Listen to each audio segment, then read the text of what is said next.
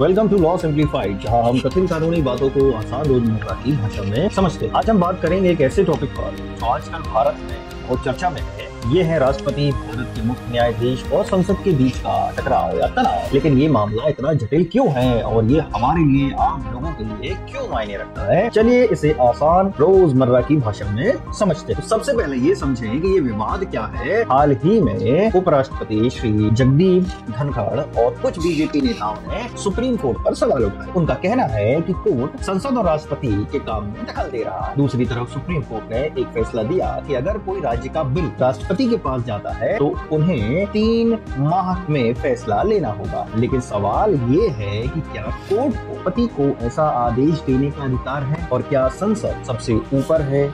ये सवाल हमें ले जाते हैं हमारे संविधान की गहराई में। तो चलिए सबसे पहले समझते हैं कि राष्ट्रपति, सीजेआई और संसद का आखिर रोल क्या है। तो सबसे पहले समझते हैं राष्ट्रपति। तो राष्ट्रपति हमारे देश के अभी हाल ही में श्री द्रौपदी मुर्मू जी हैं, जो कि देश की संवैधानिक प्रमुख है। संविधान के अनुच्छेद 74 के तहत वो मंत्री परिषद की सलाह पर काम करते हैं।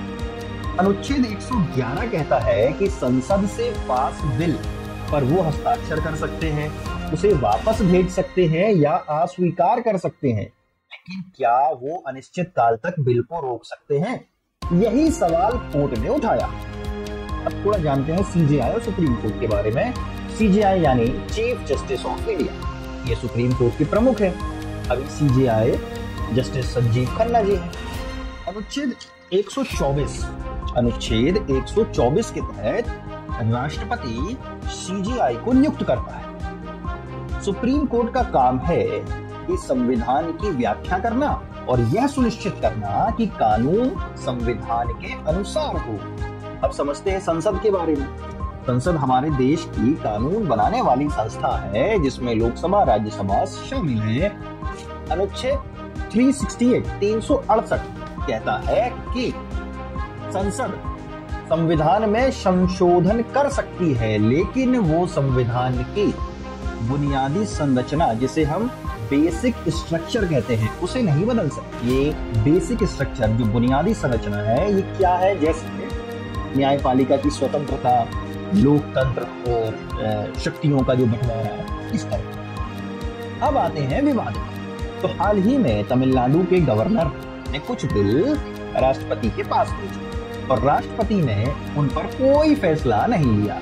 सुप्रीम कोर्ट ने अनुच्छेद 201, समझेंगे, सुप्रीम कोर्ट ने अनुच्छेद 201 के तहत कहा कि राष्ट्रपति को 3 माह में फैसला लेना होगा। कोर्ट ने इसके लिए अनुच्छेद 142 का इस्तेमाल किया, जो कहता है कि कोर्ट पूर्ण न्याय के लिए कोई भी आदेश दे सकता है।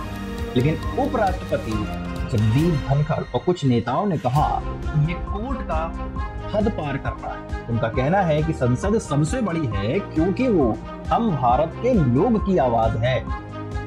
अब थोड़ा और इसको बारीकी से समझने की कोशिश करेंगे कि आखिर अनुच्छेद 201 क्या कहता है।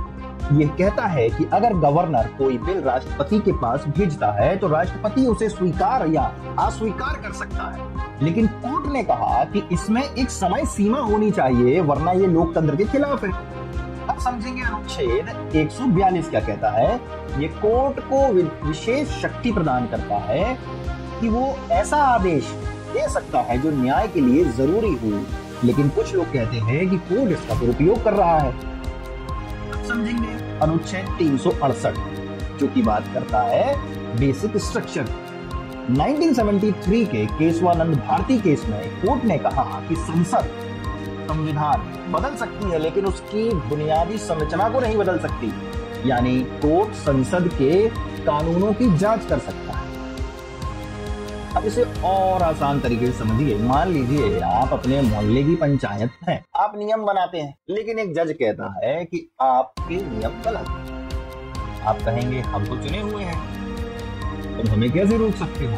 यही तनाव संसद और कोर्ट में है। एक और उदाहरण है वक्फ संशोधन में, जो अप्रैल 2025 में पास हुआ। कुछ लोग इसे सुप्रीम कोर्ट में चुनौती दे रहे हैं और बीजेपी नेताओं का कहना है कि कोर्ट को कानून बनाने का हक नहीं है।